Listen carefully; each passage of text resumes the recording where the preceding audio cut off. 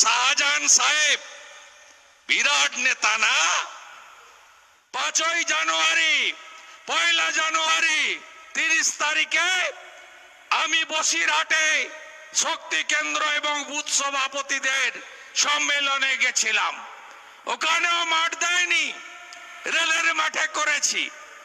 আমি শাহজাহানের খাপটা খুলে দিয়েছিলাম। সমস্ত হিন্দুদের কাছ থেকে 142 বিঘা জমি জোর করে নিয়েছে। আর শাহজাহান সাহেব বিরাট নেতা না? 5ই জানুয়ারি, 1 জানুয়ারি, 30 তারিখে আমি বসিরহাটে শক্তি কেন্দ্র এবং বুথ সভাপতিদের সম্মেলনে গেছিলাম। ওখানেও মাঠ দেয়নি, রেলের মাঠে করেছি। আমি শাহজাহানের খাপটা খুলে